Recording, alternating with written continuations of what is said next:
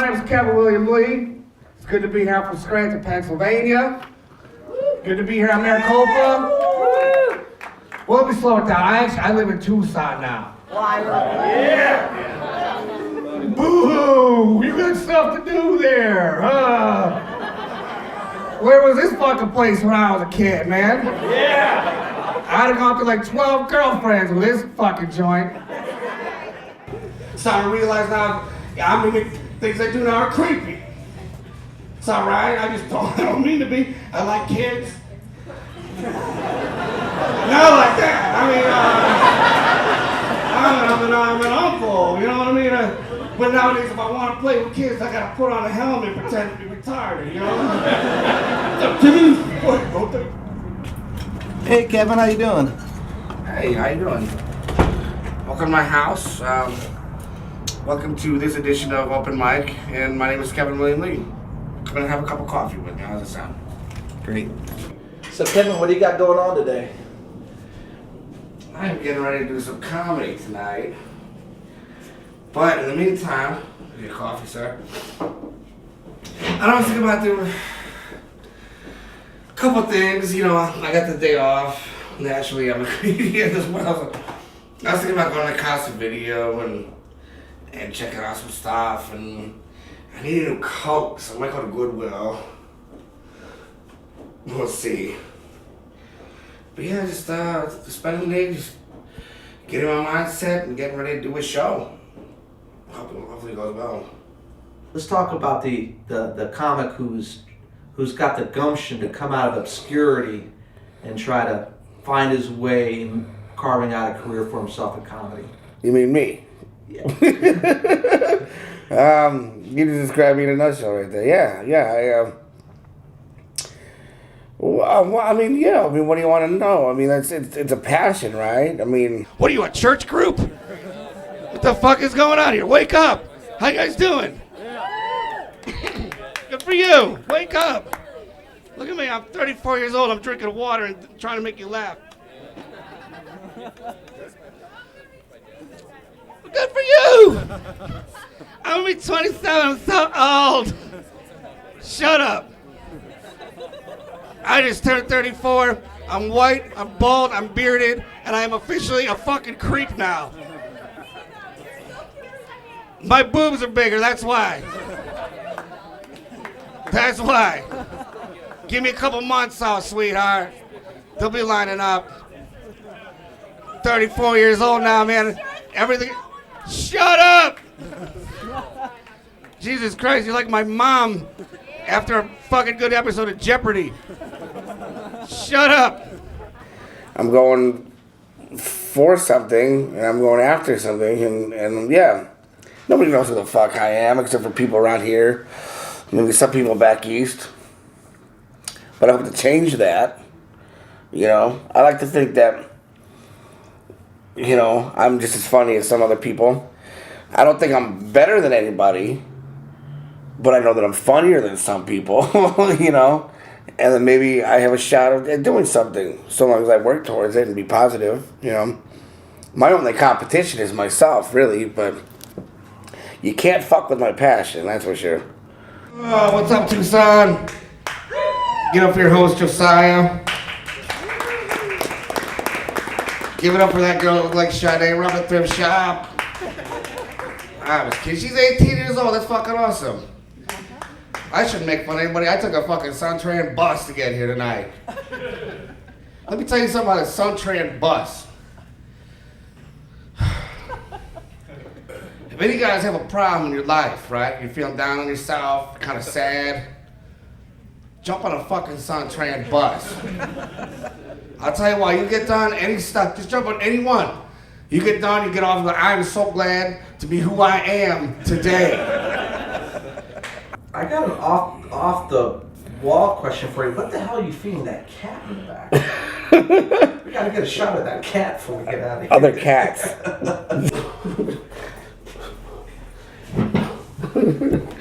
Kevin, what do you got there, Kevin? Is that a cat?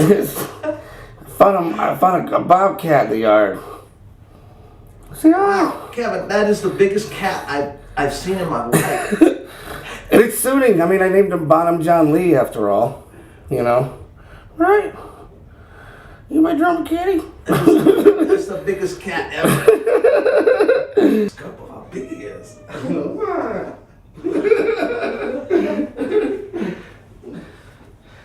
cat is huge. I was home recently, I was stoned, and I was watching a commercial for those Cox bundles. And it was like $30 a month to get fucking internet and a landline. I was like, landline? The fuck is someone need a landline phone that'll blow someone's legs off, dude? Tell us about the way you write your comics. It's usually just when I'm just sitting right here having my cup of coffee, you know? If you weren't here with this camera and I'd probably be sitting here thinking, oh, you know, it'd be funny? That. But, or, you know, sometimes, yeah, I'm in the box and I see something ridiculous. I'm like, that could work. But I'm never, you know, I don't have an office or a park bench that I need to go and focus. And it's usually just, you know, me sitting here taking my time to think and put stuff together, you know. And then when it comes down to being at the club, then it all falls into place. If it works, it works. If it doesn't, tons of other things to laugh about. I took a Suntran bus. I sat between a guy who smelled like he farted on a tennis ball and a guy over here who's speaking fluent squirrel. And I'm so glad to be who I am today. On top of that, there was a mother and her son was like, Mom, it's kind of warm out today. We should go swimming. And his mom said, you know I can't because I have stitches on my pussy. Ding, get me the fuck off this thing. I am so cleansed.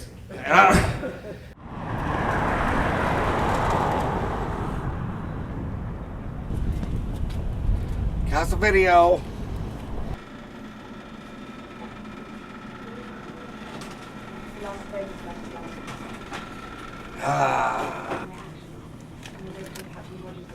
Take a free popcorn in this place.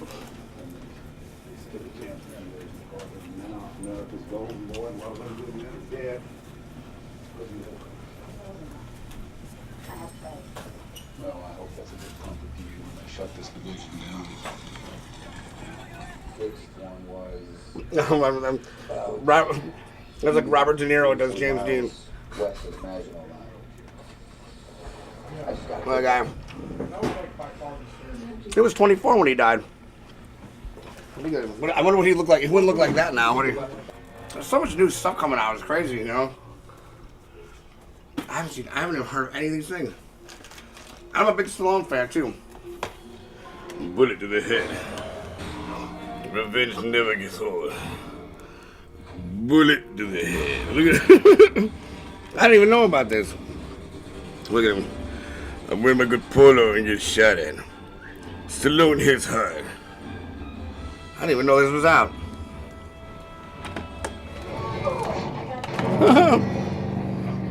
I turned out to be a whore. If I see her tongue one more time.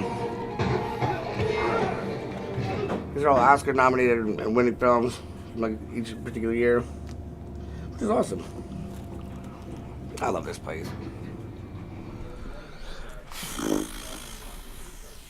I don't think I'm gonna get anything today. I got a big night anyway. Let's get out of here. Now, see, I got a call from my Uncle Mario recently. He's like, okay, let me ask you something. You know, since you were living out in the fucking desert, you ever wake up with a fucking tarantula on your face? Like, nah, I never woke up with a tarantula on my face. Yo, this is what you do if you wake up with a fucking tarantula on your face. You turn him around, you kick him in the fucking balls. I'm like, what? Tarantulas and balls? He says, yeah, by the way, what the fuck is a javeliner? I'm like, what? Right. Wow. Looks like I need a coat. I just realized it. It's ripped. Can't go on stage with that. Let's see if I can't find myself a jacket here.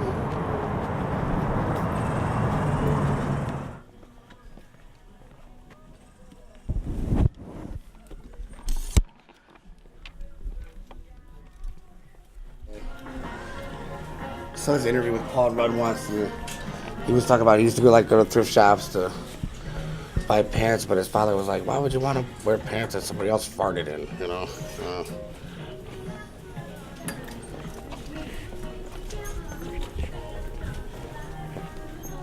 Basically, what's not going to make me look like a history teacher?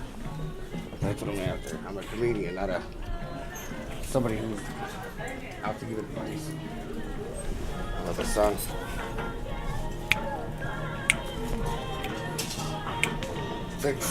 Everything over here is like immediately stuck in the 80s.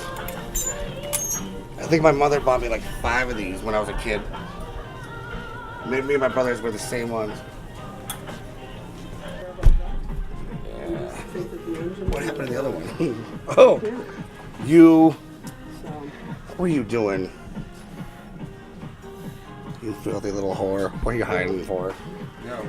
It's, I needed a new giant ear. I think that's...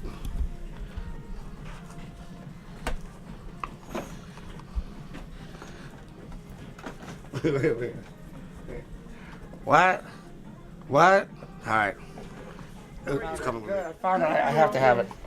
Absolutely. And there wasn't a pair of them? No. Wow. That's all right. Come Halloween, it'll make sense.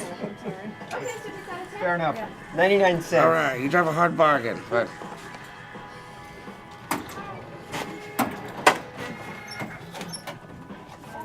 You want a bag? Huh? That's right, I grew up in an Italian household. Any Italians here? Two out of 200. All right, my people. They serve calamari, all you eat pasta here. There's 2 Italians. But I love it. I know my mother, she's always be like, be proud. Be proud of the fact that you're Italian. And I'm like, oh yeah, I'm proud to be part of the race of people who brought food and culture to this new world. But every time we're portrayed in the movie, we're either a monster or a retarded boxer. You know what I mean? What's that? Like, how come you can't ever see like an Italian Han Solo or some shit? You know? Any Star Wars fans here? Imagine like a big greasy Han Soliano. You look at Princess Leia. In the fucking Falcon. Now get that lightsaber away from me, okay? Those are for fakes, alright? You know what I got right here? It's called a laser gun. You ain't gonna find one of those in Brooklyn. You know I got it. You know I got it. You know I got it. Fucking space. Gavin, where are we at? Well, thank you guys for joining me. We are here at the legendary Plush on the corner of 4th Avenue and 6th Street in Tucson. A lot of amazing bands have played on that stage, but I also run a comedy night here on Mondays, and really, I like to get here when it's nice and calm like this before the storm occurs, so that way it's kind of quiet down, have my cup of coffee, and life is crazy for me. Everything's creepy now. I'm 34, I'm bald, I'm bearded, I like Girl Scout cookies. But when I buy Girl Scout, look at me, when I buy them, I'm a fucking creep. And I try to be nice. I'm so nice to these little girls, but to them I'm like Buffalo Bill from Silence of the Lambs or some shit. Does it have Samoas? Oh, good. It puts the Samoas in the basket. Does it have Thin Mints? Oh, good. It puts the Thin Mints in the basket. So where are you at in your life right now? Actually, I'm at an exciting point in my life right now where I decided to devote my time towards doing nothing but comedy and music, and I just recently quit my job too because I just realized that if I'm 34 years old right now, and if I'm gonna make a go at it, it might as well be now. I could always find a job down the line doing something else, but for right now, I'd rather just do what I want to do and what I feel is right. And while I have this solid passion towards what I'm doing, I figured might as well just take the chance now and do it. And I couldn't be any happier at this point. Plus, I'm not to have a boss, man. I don't like anybody telling me what to do. And that's the thing about comedy. Nobody tells me what to do, and that's why I like being up there. It's just you in front of a crowd. If you suck, they won't forgive you. But if you do good, then you know the rewards are so gratifying. It's crazy, you know. And I couldn't be any happier. Swear, I feel so creepy these days. I swear, my spirit animal is Pee Wee Herman. That's sad. I thought I was gonna be cool as shit when I was growing up, cause my hero was the Fonz. You guys remember the Fonz? Yeah, he was my hero. That's right. But then I got old enough to realize the Fonz in real life is just some short little Jewy nerdy guy named Henry Winkler. And it makes sense now. The Fonzie was a Jew. It's all right, but he was. You never saw him mixing meat and dairy products in the Happy Days, did you? Did you ever see the Fonz pay for anything on Happy Days? No, he just hit shit and got what he wanted, right? He lived in a secret room above the Cunningham's garage. Can you imagine like the Diary of Anne Fonzie? He's like, January 29th, Nazis don't find me yet. Hey. Life is so fucking good. I went to get a pack of cigarettes the other day, and the lady behind the counter, she's like, "Are you 18? Are you 18?" I was like, "Lady, if I'm 17 years old, you better call me a fucking doctor." 'Cause I got some Benjamin Button shit going on. Everything I do now. I went for a walk the other night through a park, right? It was dark. Don't do that. But it was dark, and I'm walking through a park, and I'm like, shit, I hope I don't bump any creeps when I'm walking through this park. I realize I'm a fucking big guy who's sweaty, and I'm in a hoodie, and I'm making noises. I'm like, oh, s'mores. Yeah. I was the creep of the fucking park.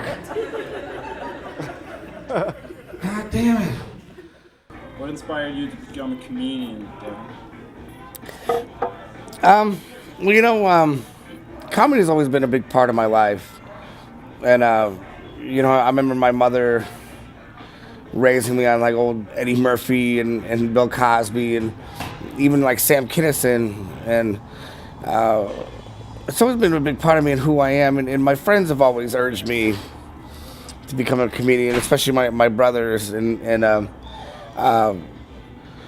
back in 2009, my brother Michael passed away.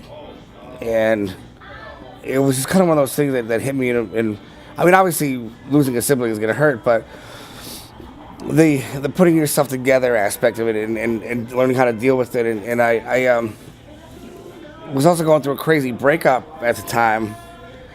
And I saw an ad for an open mic going on at Laughs. And I decided, you know, I'm going to do what he probably wouldn't want me to do in order to better myself. And I went to one open mic, wrote some crappy material, and I did two minutes worth of material in 30 seconds because I was so nervous.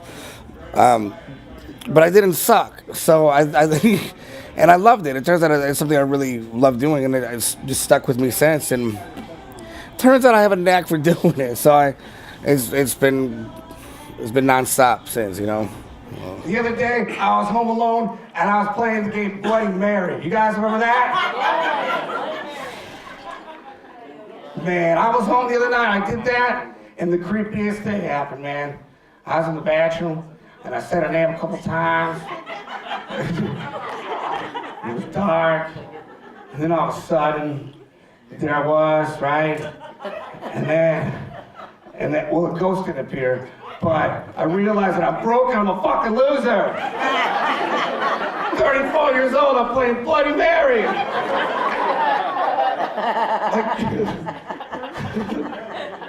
My girlfriend's at work thinking I'm doing the dishes and shit.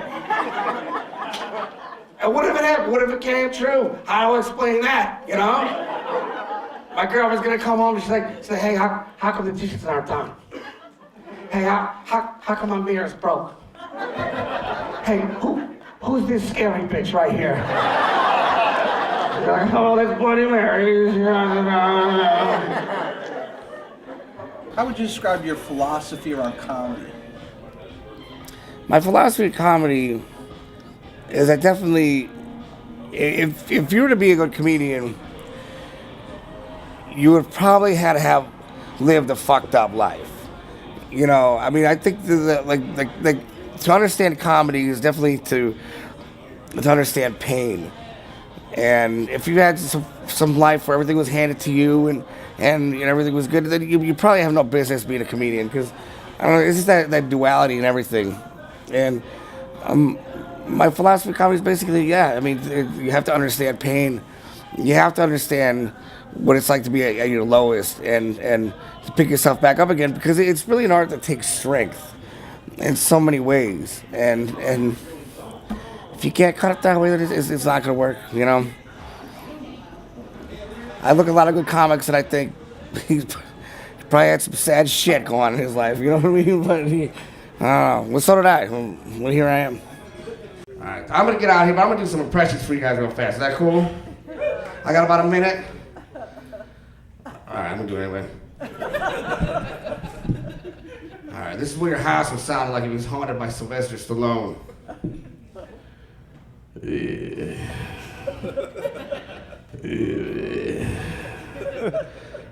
Boo, right? Boo. This is Aaron Neville if he did the soundtrack for Friday the 13th.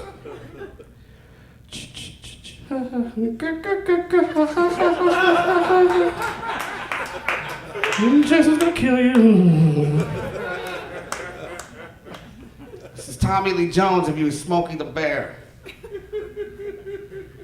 What? Oh, you can hear a voice, man. Well, you know, one time we let the fire over the head when our house, little boy died. That's what I'm saying. This is Ving Rhames. If you worked at a Subway. See, right now we got ourselves a situation. You trying to tell me any more mayonnaise, I'm trying to tell you less, motherfucker. So glad to be back here. Thank you guys. I'm gonna do one more and I'm gonna get the fuck out of here. You guys know who Jason Statham is? Right on. I thought it'd be funny as shit if he has his own cooking show on PBS. So I'm gonna do it. So this is Cooking with Jason Statham. Hello. Welcome to Cooking with Jason Statham. Today, I'm gonna cook Cornish hen. And when I get done, someone's gonna pay. Thank you guys so much. Kevin Levy.